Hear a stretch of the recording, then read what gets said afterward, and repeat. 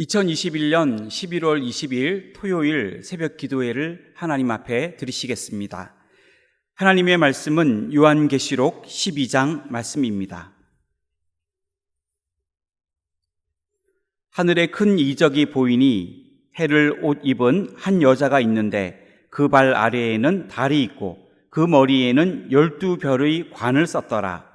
이 여자가 아이를 베어 해산하게 되매 아파서 애를 쓰며 부르짖더라. 하늘에 또 다른 이적이 보이니 보라, 한 큰 붉은 용이 있어 머리가 7이요 뿔이 10이라. 그 여러 머리에 7 왕관이 있는데 그 꼬리가 하늘의 별 3분의 1을 끌어다가 땅에 던지더라. 용이 해산하려는 여자 앞에서 그가 해산하면 그 아이를 삼키고자 하더니 여자가 아들을 낳으니 이는 장차 철장으로 만국을 다스릴 남자라. 그 아이를 하나님 앞과 그 보좌 앞으로 올려가더라. 그 여자가 광야로 도망하매 거기서 1260일 동안 그를 양육하기 위하여 하나님께서 예비하신 곳이 있더라. 하늘에 전쟁이 있으니 미가엘과 그의 사자들이 용과 더불어 싸울세. 용과 그의 사자들도 싸우나 이기지 못하여 다시 하늘에서 그들이 있을 곳을 얻지 못한지라. 큰 용이 내쫓기니 옛뱀 곧 마귀라고도 하고 사탄이라고도 하며 온 천하를 꿰는 자라. 그가 땅으로 내쫓기니 그의 사자들도 그와 함께 내쫓기니라. 내가 또 들으니 하늘에 큰 음성이 있어 이르되 이제 우리 하나님의 구원과 능력과 나라와 또 그의 그리스도의 권세가 나타났으니 우리 형제들을 참소하던 자, 곧 우리 하나님 앞에서 밤낮 참소하던 자가 쫓겨났고 또 우리 형제들이 어린 양의 피와 자기들이 증언하는 말씀으로써 그를 이겼으니 그들은 죽기까지 자기들의 생명을 아끼지 아니하였도다. 그러므로 하늘과 그 가운데에 거하는 자들은 즐거워하라. 그러나 땅과 바다는 화 있을진저 이는 마귀가 자기의 때가 얼마 남지 않은 줄을 알므로 크게 분내어 너희에게 내려갔음이라 하더라. 용이 자기가 땅으로 내쫓긴 것을 보고 남자를 낳은 여자를 박해하는지라.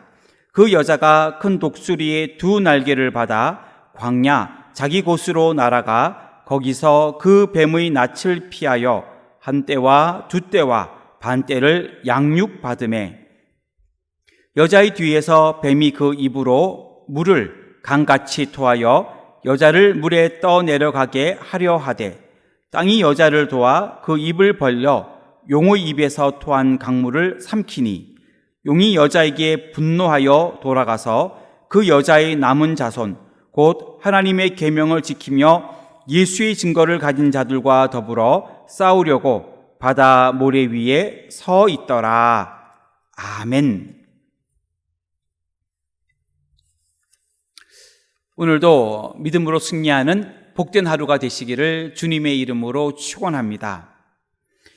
요한계시록 12장은 7년 대환란 기간 중에 전반부 앞에 있는 3년 반에 대한 환상의 내용입니다. 이 내용을 보게 되면 아이를 고통 중에 해산하는 그러한 한 여자와 그리고 그 여자의 아이를 해하려고 시도하는 붉은 용에 대한 환상이 기록되어 있습니다. 오늘 말씀을 중심으로 한 여자와 붉은 용 환상이라는 제목으로 기도의 제목을 삼으려고 합니다. 한 여자와 붉은 용 환상이 주는 교훈 첫째는 아이를 낳은 여자를 용이 박해하였다는 것입니다. 1절부터 6절까지의 말씀인데 4절 말씀입니다. 그 꼬리가 하늘의 별 3분의 1을 끌어다가 땅에 던지더라. 용이 해산하려는 여자 앞에서 그가 해산하면 그 아이를 삼키고자 하더니 아멘. 본문은 상징적인 내용으로 이루어져 있습니다. 이 내용들을 보게 되면 그 하나하나를 너무 깊게 그 어떤 것인지를 확인하기보다는 큰 내용에서 어떤 것들을 의미하는지를 접근하는 것이 더 좋다고 생각을 합니다. 본문에서 여자는 하나님의 교회를 상징하고 있습니다. 그 여인에 대하여 1절부터 6절까지 설명이 나오는데 1절에 보면 그 여인은 매우 큰 영광을 소유하고 있었다라고 말하고 있습니다. 그리고 2절을 보게 되면 이 여인은 메시아를 대망하면서 고통 중에 있었다라고 표현하고 있습니다. 그리고 6절을 보게 되면 메시아가 오셨다가 승천하신 뒤에 이 여인이 광야로 도망을 가게 되고 거기서 보호를 받게 되었다, 이렇게 설명하고 있습니다. 이 여인은 교회를 의미합니다. 그리고 이 여인의 모습을 설명하고 있는 1절 말씀은 교회가 가지고 있는 가장 궁극적인 모습을 설명하고 있고, 또 2절의 말씀은 교회가 세상에 처해 있는 모습으로 특히 구약 교회가 처해 있는 모습을 의미합니다. 그리고 6절은 신약 교회가 처한 모습을 의미하고 있는 것입니다. 그렇다면 교회를 대적하는 상징으로 나온 것이 붉은 용인데 그 붉은 용은 사단을 의미합니다. 사단은 메시아를 죽이고자 혈안이 되어 찾았다고 3절에 기록되어 있습니다. 그리고 4절에 보면 그 메시아가 승리하였고 하나님께로 올라갔다고 그렇게 표현하고 있습니다. 모든 계획에 실패한 사단은 결국 이 땅에 남아있는 교회를 핍박하고자 하였습니다. 그러나 이 땅에 남게 된 신약 교회는 때가 이를 때까지 하나님이 예비하신 곳에서 보호하심을 받게 되었다고 6절에서 말하고 있습니다. 사단은 과거에는 선민 이스라엘을 삼키려 하였고, 그리고 예수님이 오셨을 때에는 예수님을 없애려 하였고, 그리고 지금도 그리스도의 몸된 교회를 삼키려 하고 있습니다. 그러나 우리 하나님께서 교회와 성도들을 보호하여 주십니다. 사단이 교회와 성도를 박해할 때에도 우리 모두는 굳센 믿음으로 살아가야 할 줄 믿습니다. 이러한 저와 여러분들이 다 되시기를 주님의 이름으로 축원합니다. 한 여자와 붉은 용 환상이 주는 교훈 둘째는 용이 하늘에서 땅으로 내쫓기었다는 것입니다. 7절부터 12절까지의 말씀인데 9절 말씀을 읽겠습니다. 큰 용이 내쫓기니 옛뱀 곧 마귀라고도 하고 사탄이라고도 하며 온 천하를 꿰는 자라. 그가 땅으로 내쫓기니 그의 사자들도 그와 함께 내쫓기니라. 아멘. 7절부터 12절까지를 보게 되면 하늘에서의 싸움과 그리고 그 결과들이 기록되어 있습니다. 본문에서 붉은 용은 사단을 의미하고 있습니다.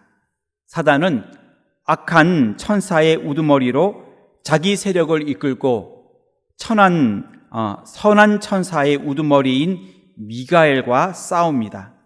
그리고 그 미가엘과 그 세력과 싸웠는데 8절에 보면 붉은 용, 사단이 패하게 되었다라고 말하고 있습니다.